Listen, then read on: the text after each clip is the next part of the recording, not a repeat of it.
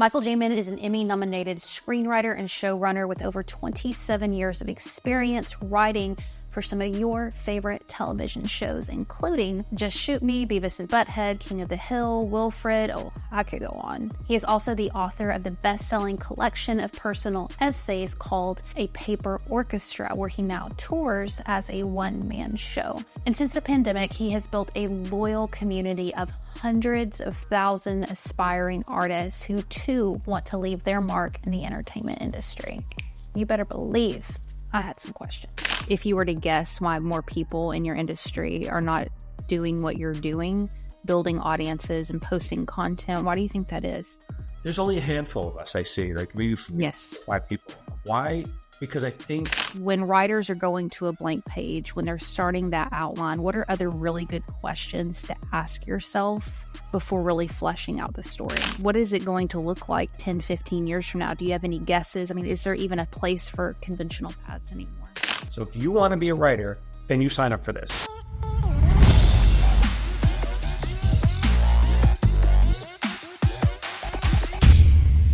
Michael Jamin, I'm so freaking pumped to talk to you. I love your content. That's how I first ran across you. You're just generously giving so much to people for free, years and years of wisdom and building a really strong community. You've written a really powerful, hilarious book that you're going on tour with, I believe, this month and next. So I'm really excited to get to talk to you. Thank you for taking time out of your day to join us. Yeah, thank you for having me. It says in your childhood, it says from the moment you began watching Cheers, you remember thinking, I want to be the guy who writes funny lines for Norm. And my question around that, Michael, is when I listened to your audiobook, learned in college, you did a little stand-up. I mean, it's easy to just like put writer on your forehead and be done with it. But it seems to me like you're also a performer. And I'm curious if you identify as both a writer and performer, or is writer the end game? No, it's, I've been a writer my entire career. So I only just started performing kind of recently, the last couple of years. So it feels, and even though I direct a lot of actors and stuff, it's very new territory for me. So I feel like I'm stepping out of my comfort zone a lot. Really? Yeah. Yeah. And I saw originally when I started writing this book and performing, I was like, am I allowed to perform? Like, does anybody want to see me perform? Mm-hmm. And what's the whole point of this? And then I saw a video by David Bowie, the amazing David Bowie. He was on YouTube, and he's talking about what art is to him. And he said, art is part of what makes something art is swimming in water that's too deep to stand in. Mm-hmm. And then once your feet can't touch the bottom, you might be on the cusp of doing something great. So I was like, okay, well, I am not. My feet can't touch the bottom here. So maybe I'm in the right area. Then where did the stand-up piece come in? Because I know in college you said you dabbled in it a little bit. Was that because you needed to get your writing out there and so stand-up's an easy way to do it? Or was there a little draw to the stage? Yeah, I thought I wanted to be a stand-up. And I did. I did it for a couple of years. But the problem is when you're a stand-up, and I still wonder what would happen if I pursued that. I was like, you're working at midnight. That's how it is. You're working for people and you're touring the country and your hours are late. And I like to get up early. And I was like, why don't I just write comedy for somebody and then let them do all the touring and hard work? So that's the road I went down. I love that. One thing you also mentioned, and I'll get out of your childhood in just a second. I was co-hosting a show years ago with someone, and they said, you always ask these questions about their childhood. It's so annoying. Let's get to the meat and the potatoes. That's what they would say to me. But I'm like, that is the meat and the potatoes. I feel like you really start to understand someone when you kind of dig in a little bit. A part of your book that I wanted to ask about was later on in life, someone, I don't know if diagnosed you is the right word, but brought to your awareness that you may be what they call a highly sensitive person. Yeah. And I promise you, I asked myself that question when you mentioned earlier in the book, you said you had a sensitivity to certain textures. Yeah. And my daughter's that way. We just thought she was like kind of weird. We're like, what's up with you? Like everything she just felt. And then we read a book called The Highly Sensitive Child, and everything made sense.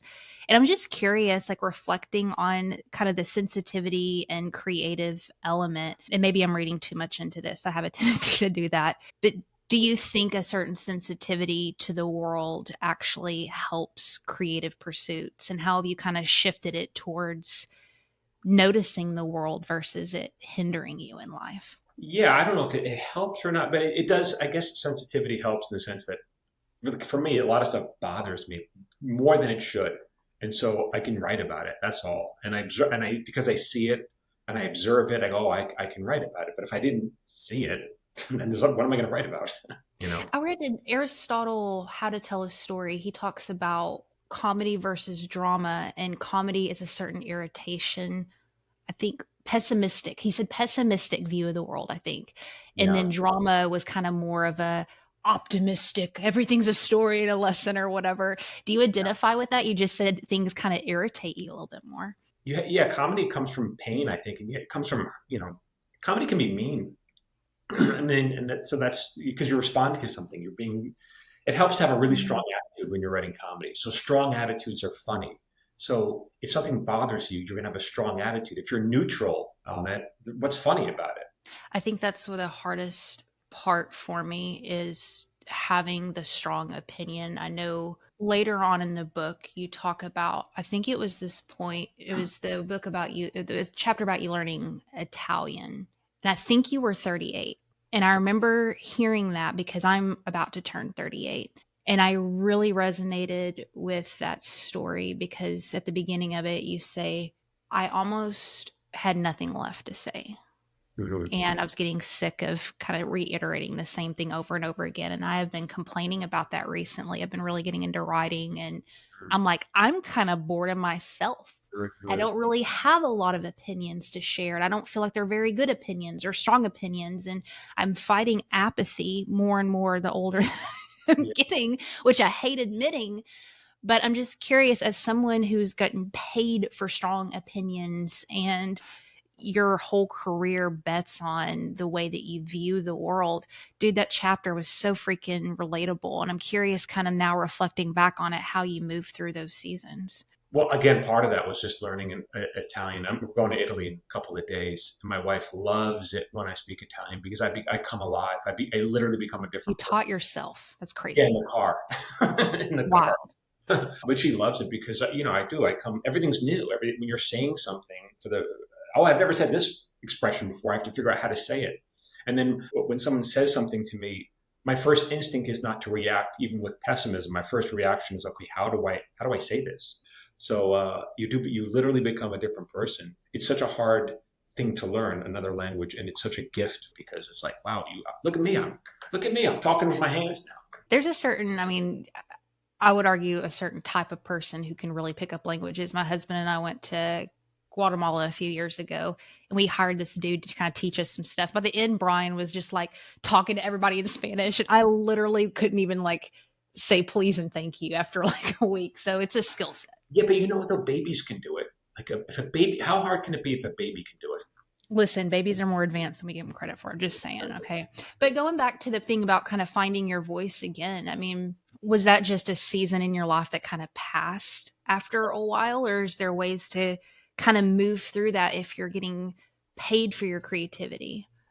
Though, okay, so when I write for television, I'm not supposed to have a voice. I'm supposed to capture the voice of the show or the voice of the characters or the voice of the showrunner if it's not me. So it's not about me having a voice. It's about me being a mimic. When I started this other project of writing a collection of personal essays, I love David Sedaris's work. Just love. I read anything he writes. And so before I started writing, I started reading again. I reread all his work over and over just to kind of absorb it. And then I started writing my own. And I found myself writing in his voice, not because I was trying to, but because that's my training is to mimic. So I wrote a couple stories and then I thought they're good. And then I reread them with fresh eyes a couple weeks later. And I thought these were terrible. They were awful. It sounded like someone who's trying to, a bad imitation of David Sedaris. I just hated it. So I threw them all out. And then I was like, okay, well, who am I? What is my voice? What do I sound like? And then that became a process of just writing and writing and throwing most of it out until I finally hit on what I actually sound like in a way that's entertaining to people. What are some of the things you had to unlearn about comedy writing, network writing, to get into the personal essay? Okay, so when you work on a network television show, it's common to get the same notes from the studio and the network. And so you learn to anticipate these notes so that you can go home earlier. If you in your first drafts, you address them so you don't have to rewrite. We call that taking the notes. I had read a bunch of books, memoir, personal essay books from other Yeah. sitcom writers, and I was not crazy about them because I felt like they were taking the notes. They had become so ingrained in this idea of taking the notes that they took the notes in their own book. I was like, well, you don't need to take the notes in your book, but it becomes ingrained in you, almost like you can't help it. So when I wrote the book, I was very, I would have long talks with my wife about this. I didn't want it to feel like it was written by a sitcom writer. I wanted to be something completely different and new aspect of myself. And so it was always about not taking the notes. It's about how can I dig deeper so it doesn't have a sitcom-y rhythm, so it doesn't feel like it's just jokey. I just Right. want to go deeper. And this is a book I couldn't have written as a TV show. I couldn't have sold it as a TV show. So the whole point was to do something very different. You said you got almost like predictable notes from networks. What are some of those predictable notes? A lot of times it's about, how is the character growing? What is the character going to learn from this journey? And I was like, in real life, I don't think people learn anything. I think people change, but they don't True. learn. And so a lot of it was writing the stories. I don't want there to be a lesson. There's no lesson here. To me, the story is every time I write stories, is the character a little bit different at the end of the story than they were at the beginning. Not better, not necessarily better or worse or smarter or dumber, just different. How are they different? Is it true, and I don't know if I misheard this, that you consulted with musicians in the writing of this book? You didn't go to your comedy writer friends. You just said why there, but Yeah. why musicians? Well, I was just the only artist that I knew, so I didn't talk to other writers. I know of plenty of writers, but I Yeah. would watch videos, consult with them. I just watch YouTube videos basically, or I would talk to friends of mine who were musicians, and I would say to them, "What is art? You make art? What is the whole point of art?" I had a long conversation with John Mayer. He was the only famous musician I talked to about this, and we had a long discussion about what is art, what is the function, what is it supposed to do, how do you make art? I just was so interesting. And there was so much overlap between writing music and writing, just narrative that it was very helpful. Why did that question matter to you so much? Because I wanted to make art. I didn't like this writing this book wasn't really about making money. You don't make money writing books. I just wanted to push myself creativity, create something like that. I wanted to push myself. And so I wanted to make something that, and who is it art? I don't know. That's for somebody else to decide. But I wanted to do something deeper and more meaning, add to my body of work in a different way. Isn't it wild how, looking at, I love that young people say receipts. I think that's the funniest little thing that young people say nowadays. They got the receipts. Yeah. But if we were looking at your receipts, it would be surprising to hear, because I know you've talked a lot about it, who am I to write a different kind of genre or perform or whatever. And going back into your story where, you applied for the creative writing program and got rejected from it a couple of times. It's so funny how we read other people's stories and we just see ourselves in it. But No, that's the whole that's something, it's what's so powerful about it. But I've felt that tension so much. I mean, I'm kind of getting into the creative world later, quote, in life. I'm still young, but I wasn't 21 getting into this. I'm a freaking married woman with 2 kids who should be baking some cookies. And I'm over here trying to learn screenwriting. You know what I'm saying? So I'm like, who the hell are you, Heather, to kind of get into a world a little bit later? And the rejection, we reject ourselves before we even give other people a chance a lot of the times. And I just love your story of kind of how you pushed past that and made your own career anyway, even though there was an industry just constant rejection over and over and over again. You go deep into that in your stories and stuff. And I'm just curious, reflecting back on it, how do you get through that mindset? Is it literally just pull yourself up by the bootstraps? Are they right? Are we just not good enough yet? How do you reflect back on that now? I literally just wrote a post about that on my Substack about how this notion of Okay, so you can't possibly be a writer. Now, if you were going to be a writer, you had to start at 21. How could you do it now? No, you're a mom. You have two kids, and it's just like people put you either you put yourself in this box or you society's put like how could you possibly if you're an accountant you can't write a screenplay. You're an accountant. You just sorry you made that decision when you were 21 and now you have this is your life now. You sorry it's like and look how silly that is. Of course, even when I was writing this book, I was like, but I'm a TV writer. I can't write a book. I'm Right. a TV writer. And so, or I can't perform. I can't perform, and I'm a writer. I work with performers. I see what they do, and so yeah, part of it is, and even when when I talk about the book on social media or whatever, people will say, "Oh, that's nice. Congratulations on your book. What TV show are you writing now?" It's like they want me to be a TV writer. They don't want me to write a book. And they'll say, well, when are you going to turn it into a movie or a TV show? It's like, why can't the book just be a book? I get defensive. Why can't it just be a book? Why does it have to be something else? And so people want to put you in a box, not necessarily maliciously, but it's up to Right. you to decide that you don't want to be. I'm into that. And I'm jumping a little bit ahead here. I think you taking your career in your own hands. You've said before, you're not necessarily in front of the camera kind of guy. We weren't really on social media, but you had the foresight to see that, hey, the industry's changing. And if I want to do personal projects, I'm responsible to build my own audience and be able to market things myself, which should be a given nowadays. You would think people would know that, but I'm still amazed how many people are still stuck in the kind of the conventional mindset with stuff. They think somebody's going to pick them up and they're just going to get an audience. And you're like, that's not the way it works anymore. I'm curious, like you being in the industry for so long, and then you also doing well. I mean, you've built a really loyal following, which is not easy to Yeah. do. How do you kind of see future writers, performers? What is it going to look like 10, 15 years from now? Do you have any guesses? I mean, is there even a place for conventional paths anymore? Yeah, there is. I mean, there's always going to be a need for long form movies and TV shows that, because people like that. So What there's about always YouTube? Yeah, but if you're going to make a movie, like you're going to, like, sure, if you want to do something low budget, but there's going to be demand for higher budget things that are not going to be, shot with someone's phone on YouTube. And not that I have a knock against doing that. Like, great, you Yeah. gotta make a movie. You want to make your little short or your little movie in your backyard. I say go for it and do it and spend as little money as possible. And I totally encourage people to do that. But that's like low budget stuff. But there's always going to be demand for higher budget stuff too. But So both, yes and. yeah, yes, like yeah, do both.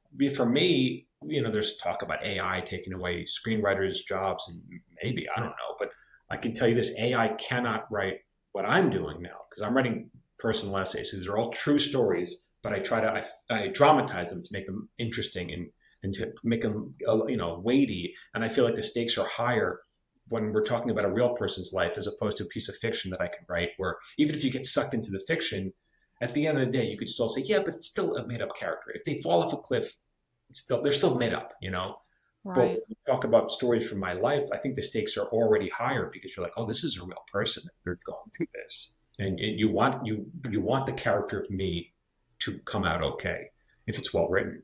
And so that to me, that's like the next chapter for me. It's writing and performing my work because that's something that can't be outsourced to computers or anybody Right. else.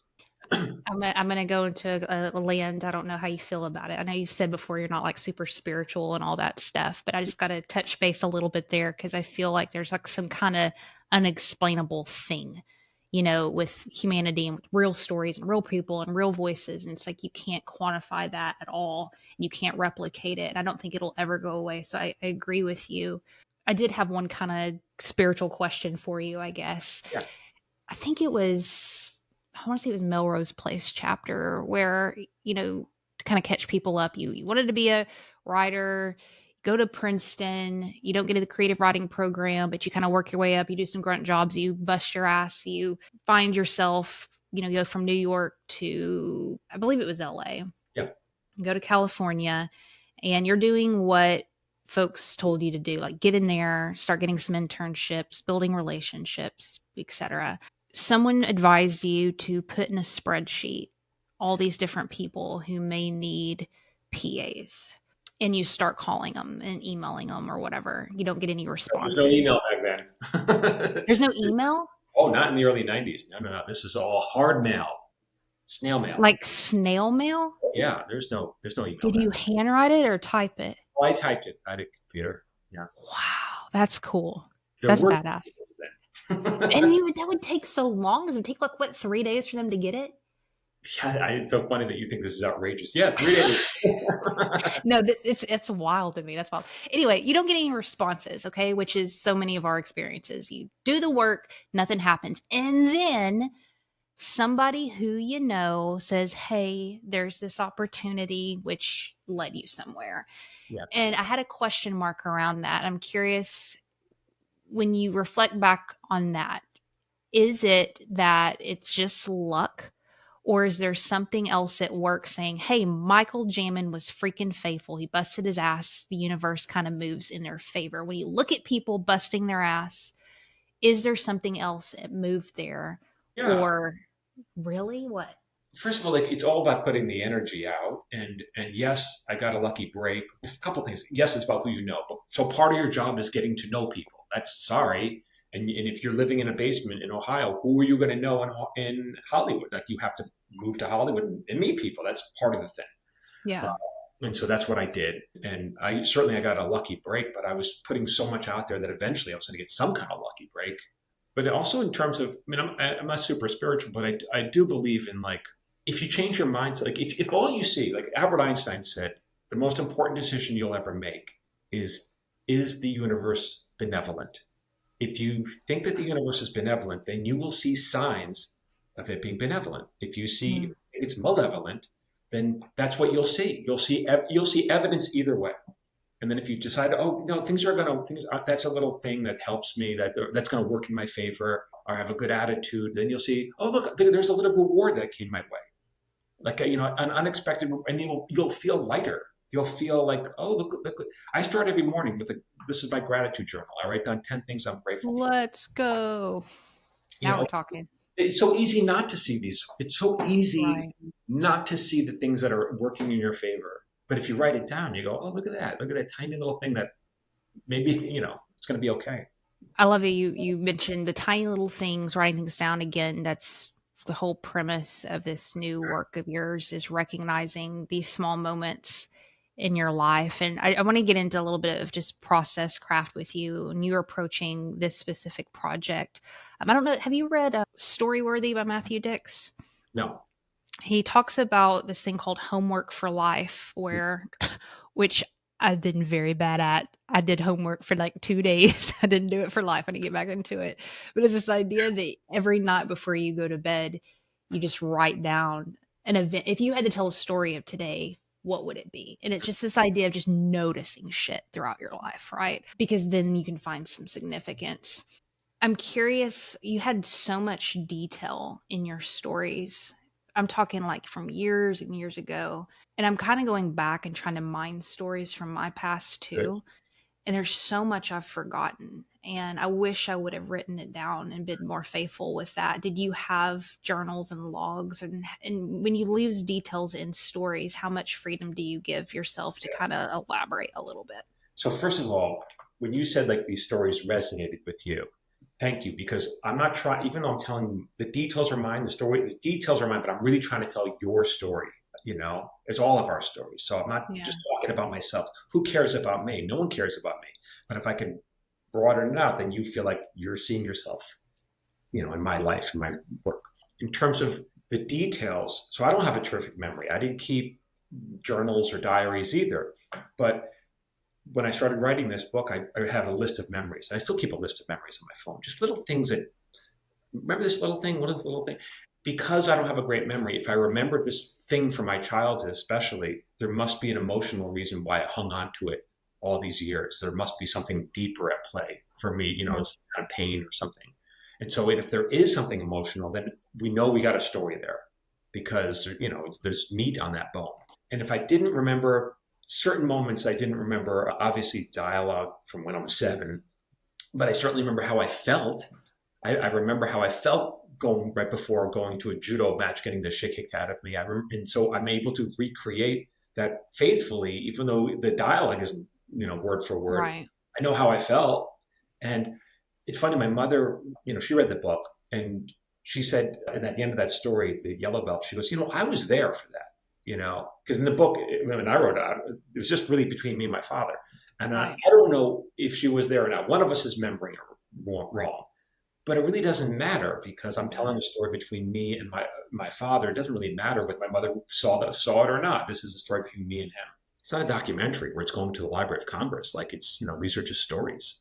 I also had written down, there's a lot of, first of all, you're hilarious. I don't know if anybody's ever told you that. I'm a runner too, and I'm running down the road listening to this. And I'm just like laughing, running down the road. It's awesome.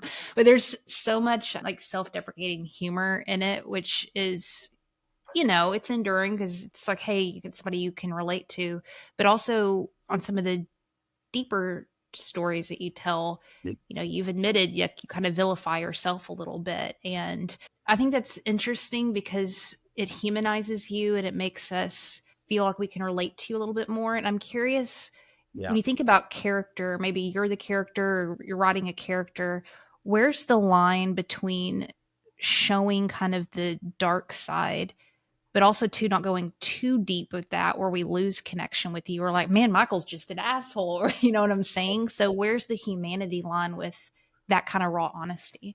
Yeah, that's hard. Well, first of all, I do make fun of other people, but whenever I do, I always make fun of myself even harder. I think that's the rule because it's not fair for me to make fun of, like, they're not around. They can't defend themselves. They're not here to tell their version of the story. So it's not fair that I beat up on them. So if I take a shot at somebody else, you know that I'm going to take a harder shot at myself at somewhere else in the story for sure. So there's that. The other thing is, I think there's the difference between sharing and oversharing. And so sharing is basically me writing something that makes me uncomfortable to say this. It's hard for me to admit this, but and people like when people share. Totally. Oversharing is when I make you uncomfortable. You're the listener or the reader. And like that's too much information. Like, how would you gauge that? How would you know? Yeah, how do you know? Well, I mean, but you kind of know when if you're like you're at work or whatever, and someone starts to, and you're like TMI, too much information. You have a sense of it when people are oversharing. It's making you uncomfortable. So you just got to put yourself in their shoes. And I remember I'm writing this book. I'm writing it with the audience in mind, with the reader in mind. Like I want to entertain you. It's not about me. This is not my diary. That's a different thing. So everything I'm saying is to entertain you in some way, not necessarily with laughter, but also, emotionally. And so I'm writing with you in mind. When I'm writing every story, I'm like, who's this line for? Is this for me or for the reader? So, like sometimes I go, oh, this is just for me. Well, then I cut it. If it's only going to entertain me, that's selfish. I want you just plunked down $20 for the book. Like I'm trying to give you what you want here. Mm-hmm. I think it goes back to that whole art question about what is the intention behind the work, because I know, some people get mad on the internet and say some crazy ass shit, but like there was one post I made one time and I thought everybody was going to just kick their grandma. They were so mad at me, but they were talking about like, art isn't about response. It's all about expression and yada, yada. And I kind of called BS on that. I was like, kind of, but also too, there's a lot of people who are in the game to be they want to create entertaining stuff and they do care about response. I want you to like my movie. I want you to laugh at my jokes, and so it's just this weird line between like self-expression and wanting to make art and what does that mean, and also to the intention of you're a freaking writer and a performer and you want people to be entertained when they read your book and when they go to your show. So how do you wrestle with that? Yeah, I mean that's hard. And I wonder if I every time I write something, am I doing it right? Or I don't. I'm not. There's no answer. There's no answer. Yeah, but I also get the same hate that you do on the internet from people who think I'm an awful person. I mean, honestly, people are mean. It's so interesting how so mean. They lash and they say these things. Like I had one woman just yesterday. I was talking about that story, the plague, and she's like, you're a horrible father. Some people shouldn't be allowed to have children. I'm like, oh my God. And she's got a picture, with her 3-year-old or whatever. And I'm like, oh, okay. Well, it sounds like you're going to do everything perfectly, which you're not, because you're already teaching your daughter hatred of someone on the internet who you do not know. and you think it's okay to be Oh, hateful no. to that person, and yet you I know. think you're a perfect parent. Oh, you're in for a rude awakening. You've got a 3-year-old daughter. Well, hang on, in 10 years or whatever, 15 years, you're going to decide, oh my God, what have I done? If you're Preach. self-aware at all. Preach. Yeah. It makes you feel better. I woke up this morning. I had a comment. Somebody said, because I said something about being Democratic, and they're like, you're going to stand before God one day, then you're going to burn in hell because you vote Democrat. I was like, damn. That's Well, literally this morning. but then I'm you see laughing. the irony of that. It, You know, I yeah. know. I know. I know.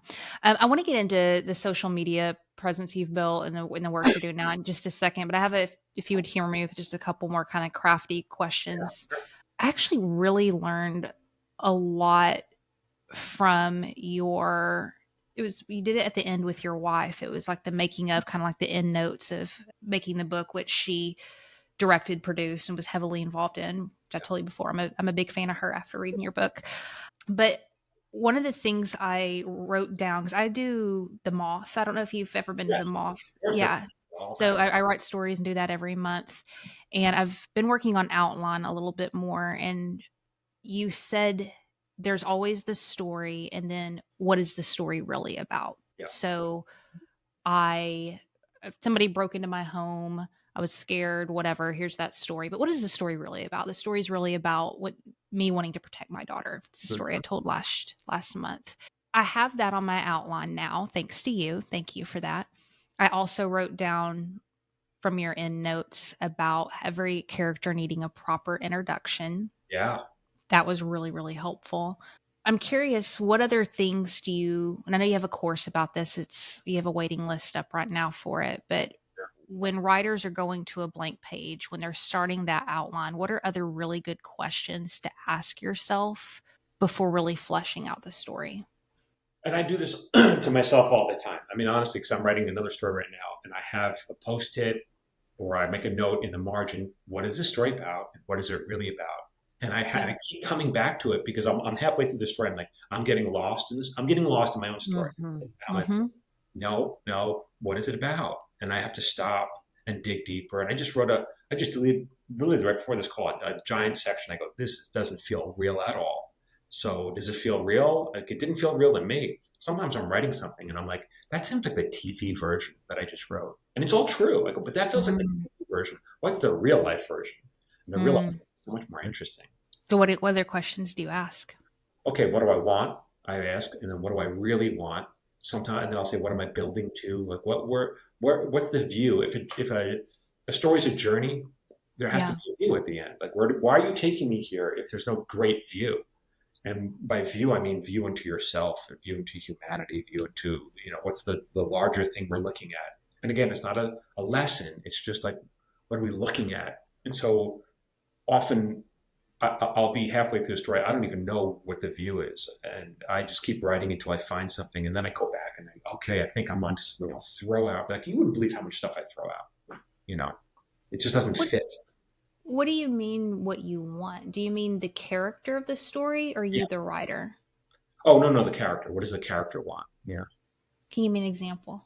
Okay, so from my book, so the title story of Paper Orchestra, that was a story about I'm looking for stories to write.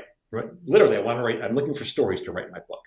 And so I contact my old college girlfriend, the one who broke my heart, and I go over to her house, ostensibly to get stories from our past so that I can maybe write about. But that's not really what I want. That's what I want. That's the plot version. But as I'm in her house, I realize that's not really what I'm wanting. That's not really why I'm there.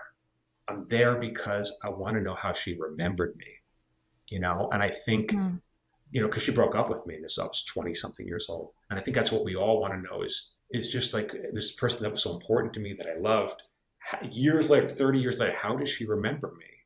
And I wanted to find out. I realized that I didn't want to ask her this. I felt like if you have to ask, you're not going to get the answer. I was kind of fishing for it. The whole time I'm there, I'm just like dropping hints to try to get her to take the bait. And then I realized at the end, exactly how she remembered me. And I go, oh, that's wonderful. If I were to make that story, if we were in a TV writer's room and I said, let's come up with a story about a guy who gets back in touch with his college girlfriend who breaks his heart. Where does that go 30 years later? I'm telling you, people would pitch, oh, he gets revenge on her. No, maybe they fall back in love and they have an affair. Like that's everyone would pitch that. But I think Yeah. the real life version, which happened to me, was like it was neither. I didn't want to kill her and I didn't want to have an affair. I think the real life version was just way more interesting. I just wanted to know how she remembered me. Isn't it wild that we think we're going to be so moved by crazy ass twists and turns, and we're kind of like looking for that to be entertained? But the truth is, what you said, the realness of it, what really happens in real life, like hits another chord. Yeah, yeah, It would seem as though as somebody who's like writing, you search for little things, but I always feel pressured, especially like the moth and stuff. It's like we need to come up with like the time that you were almost, held at gunpoint or whatever, and it's never that. It's always those small little things. yeah, yeah. And that's the thing. So many writers, they want a world built. I want to create. What are you doing? You don't want to play God on paper. And it's like if you really want to entertain people, then it's you don't have to. You look within. I mean, share the stuff tell these small stories that we can all relate to. And because when I tell some of these stories in public, like they're riveted, and there's it's just a small. These stories are so small. Start small. And this is your job as a writer. You may feel uncomfortable with it, but too bad. This is what you're signing up for. So if you want to be a writer, then you sign up for this. You sign up to expose yourself, to talk about things that make you very uncomfortable. And if you can do that in a way that's entertaining or truthful, people will want to read you.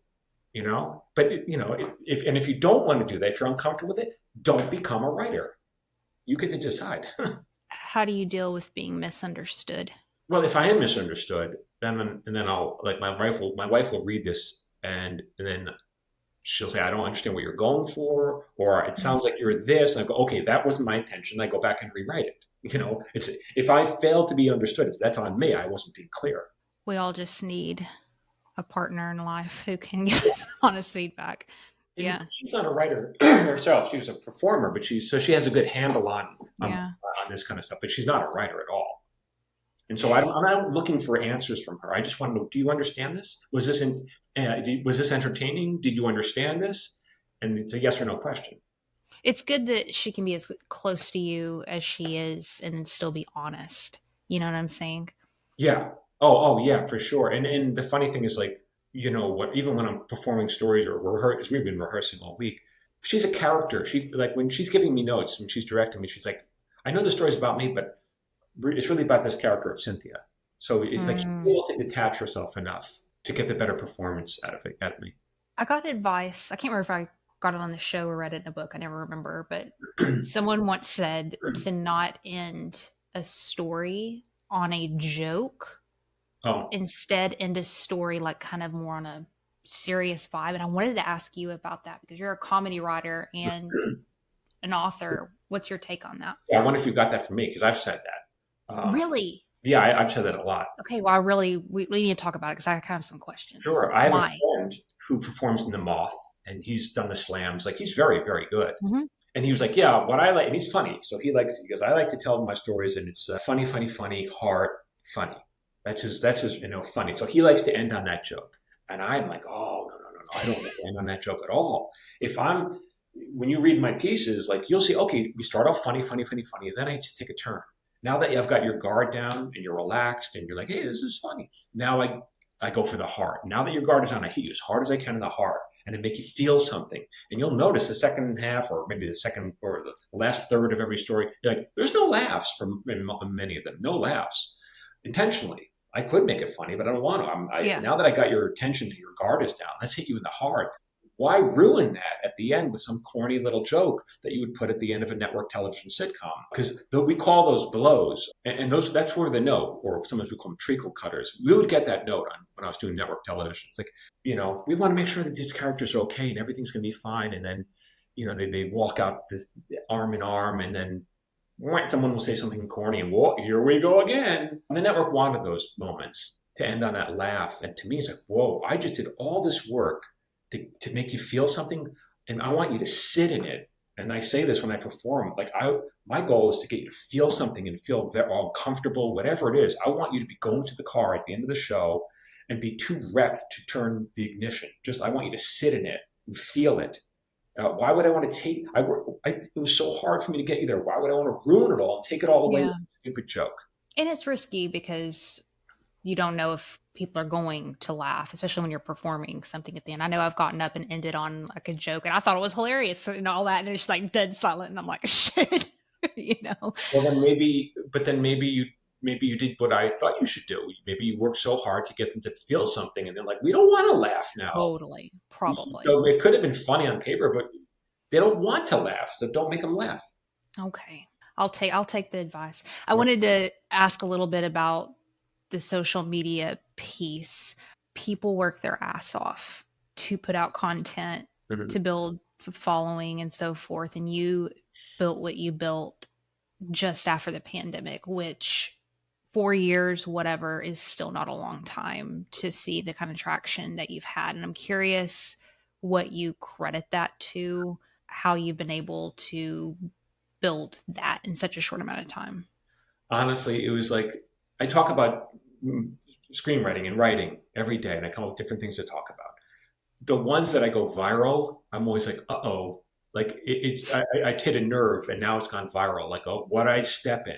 So it's not like, and I don't want to go viral. Like, I don't want to be the guy who gets canceled. I don't want to be the one who's saying something that's so controversial that it goes viral. And that's what you need to go viral. Right. So occasionally, I try not to do that. I've done a couple of videos. Every once in a while, I'll open up my residual checks. That's the hoariest thing I've ever done. And everyone wants to know what's in my wallet, which is so strange. It's like, that's not telling you how much my income is. That's just what I get in residual income. So it's not, I don't live off of it. It's just like, here's a check I get from a rerun. Everyone's fascinated by that. And so those do go viral, and I'm okay with that. Although I do get hate from people who say, I'm a plumber. Should I get paid every time someone flushes a toilet? Well, no, you shouldn't. But the person who invented that toilet, they do. That's called a patent, you know? Right. People are interesting. Oh, yeah. I mean, but it's funny that people don't even understand the difference between like, you know what a license fee is? You know, when the New York Yankees sell a logo on a cap, they don't make the baseball cap, but they get paid for a license fee. So it is intellectual property they get paid for. And so that's what I'm getting paid for, my intellectual property.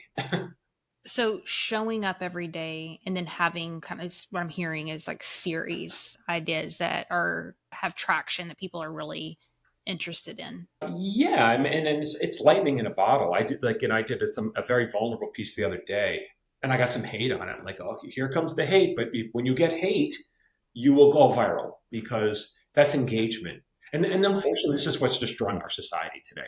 You know, and I really don't want to play a part in it. But so when I go viral, like I said, I get nervous, and it's not my intention.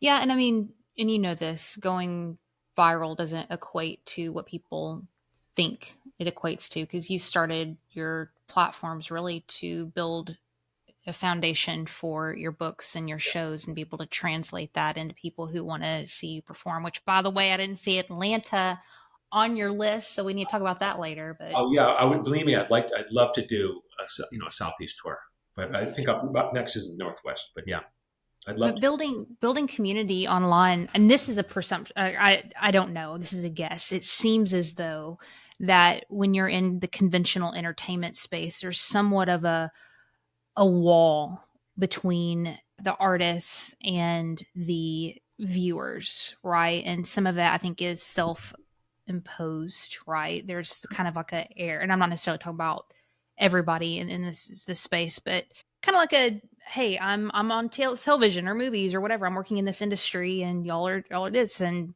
whenever you have content creators, it's like that bridge is burned and you're directly face to face with consumers. Again, I'm presuming a lot with what I said at the beginning, but I'm curious, has it been a shift for you to actually have people commenting and you needing to interact with them and the pressure of that? Or, are you shaking your head no? No, it is. Listen, the very first time I was posting on TikTok, like I didn't know TikTok. I just heard of TikTok. So I go on it and I see a lot of, 15-year-old girls shuffle dancing. And I'm like, am I supposed to be here? Am I going to be the creepy old man on the app where all the, the high school girls are dancing? Like, I don't want to. And then I started posting, and then I found other people. Obviously, it's not just that. That was just what I saw. And then I also felt like imposter syndrome because I'm not I'm not as successful as Shonda Rhimes or Chuck Lorre. Nowhere near as successful. So I didn't want people to think I'm Mr. Hollywood, and therefore, I'm Right. the guy who decides. Like, and so I just made it. My wife was like, but you're speaking authentically. You're not pretending to be Mr. Hollywood. You're saying Yeah. you're a working writer. You've been doing it for 20 something years, and you're just saying this is who I am. And you're being Right. authentic. You're being truthful about what. So then I was like, okay, fine. As long as I can do that, as long as I'm being honest and authentic, then it's this whole thing is just very strange to me. I had a long conversation with my daughter about it yesterday. It's just about, I mean, I post once a day, and to me, that's a lot. It does feel It like is a lot. it's like a lot of work, but there are people who post 5 times a day and they live their life on this thing. And I won't do it. It's too much. It's too much for me to give. My work is all online. So the show, content creation, on all that. And I felt sucked dry where trying to get re-inspired or come up with ideas and stuff like that, it's like you literally have to pull yourself out of it and like engage with the regular world. And I hate admitting that, but it's true. I could spend, because my work's here, everything is right here on this computer. Mhm. And I get so jealous when I hear about people who are in writers' rooms and collaborating on different things, because if you're creating on the internet, you don't necessarily, I talk to people like you every day, Yeah. all over the world. It's awesome. Mhm. I'm not in person with you. I don't have a freaking whiteboard. I don't bounce ideas off of, you know what I'm saying? So it's really interesting trying to figure out how to wrestle the muse and get that classic inspiration when we're living in such a fake Yes. simulation. We were talking exactly that. First of all, I'd say often my best videos are the least watched. I'm like, wow, it's like I gave you so much knowledge in this video. No one's no one's seeing it. But yeah, you're right. We're living, we're living in this computer. We're not living out there. And so I really limit it.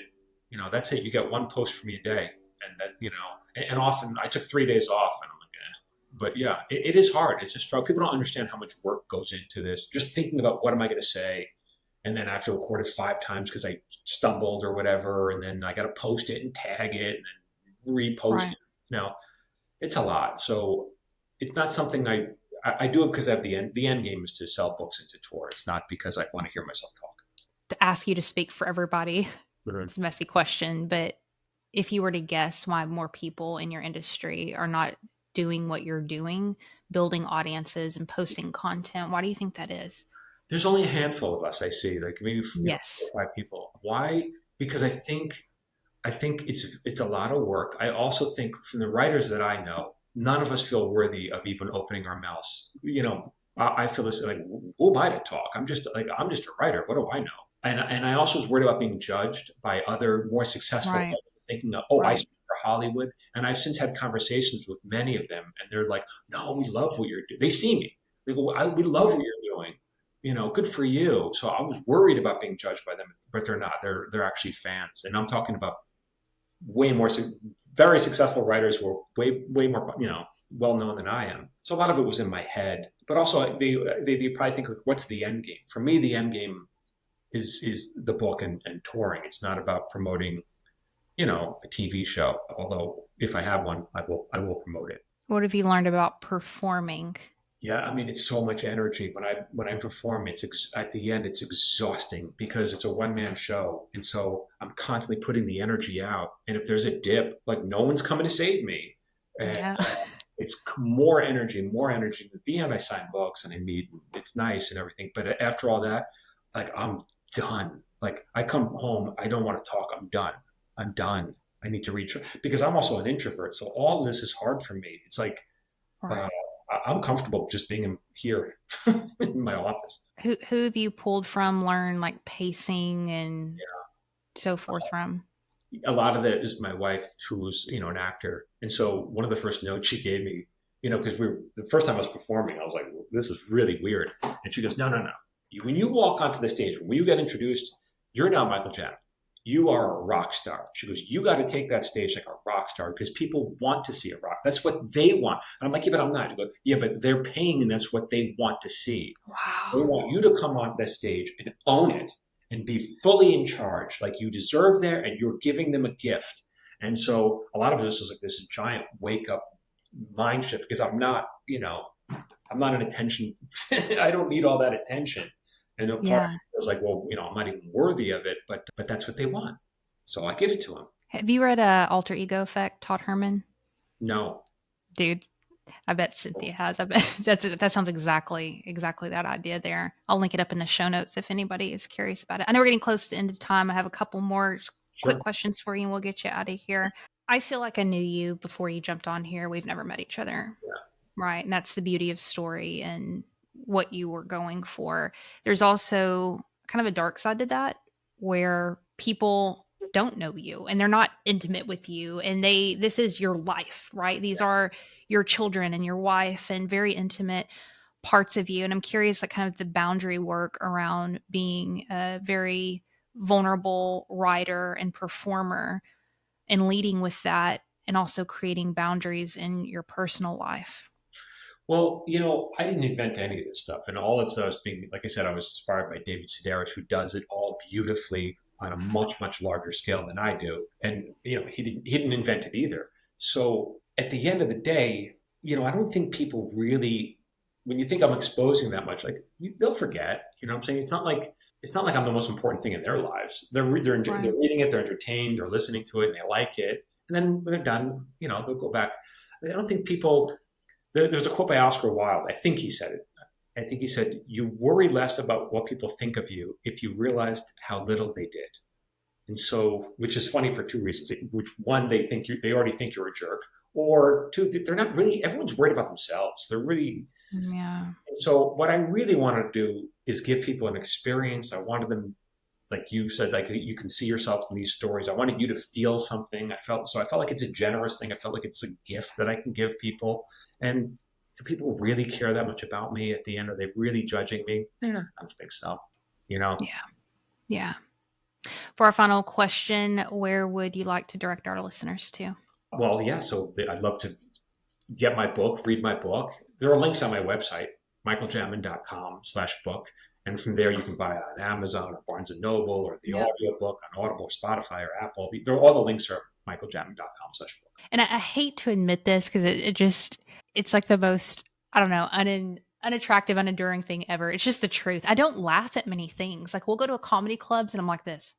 I just don't laugh. Like, so many things don't make me laugh, but I freaking just laughed and laughed and laughed through your book. I thought it was so funny, so relatable. Highly recommend it. It will be linked up in the show notes. And you're going on tour as well over the next couple of months, maybe to Atlanta at some point in life. We'll see how that goes. Yeah. But very, very last question for you, Michael. I love asking folks what they're questioning right now.